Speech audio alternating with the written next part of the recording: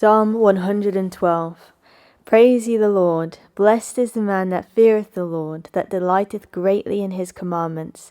His seed shall be mighty upon the earth. The generation of the upright shall be blessed. Wealth and riches shall be in his house, and his righteousness endureth forever. Unto the upright there ariseth light in the darkness. He is gracious and full of compassion, and righteous. A good man showeth favour, and lendeth. He will guide his affairs with discretion.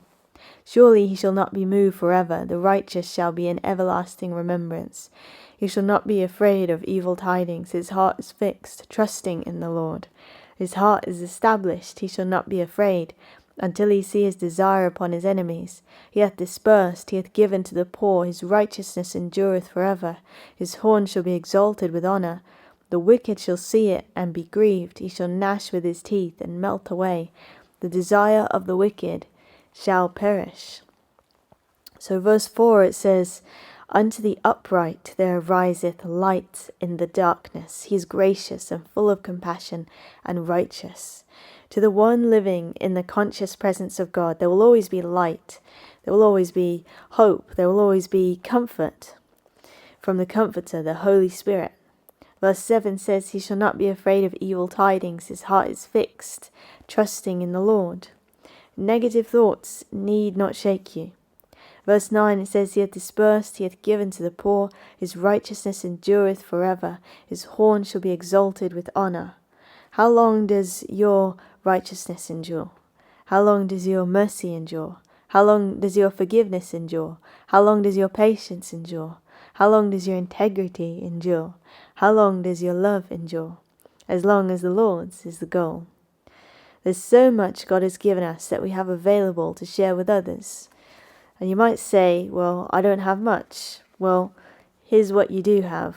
God's love, God's mercy, and God's grace. And with an eternal guarantee, and there's plenty to share at every opportunity.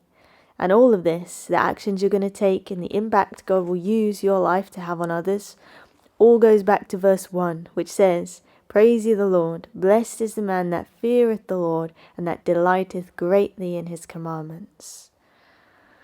Fearing God and an incredible emphasis on truly loving God's commandment, His word, the things that He says are good, right, and true. And lastly, I'm just going to read Psalm 114. When Israel went out of Egypt, the house of Jacob, from a people of strange language, Judah was his sanctuary, and Israel his dominion. The sea saw it and fled. Jordan was driven back. The mountains skipped like rams, and the little hills like lambs. What ailed thee, O thou sea, that thou fleddest? Thou Jordan, that thou wast driven back? Ye mountains, that ye skipped like rams, and ye little hills like lambs. Tremble, thou earth, at the presence of the Lord, at the presence of the God of Jacob, which turned the rock into a standing water, the flint into a fountain of waters.